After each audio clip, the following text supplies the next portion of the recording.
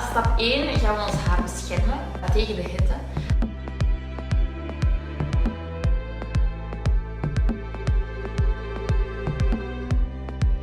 Ook voordat je je haar begint te drogen, gebruik je de antifriscrème. Dat zorgt ook tegen die pluizerigheid en ja, dat het zo statisch is.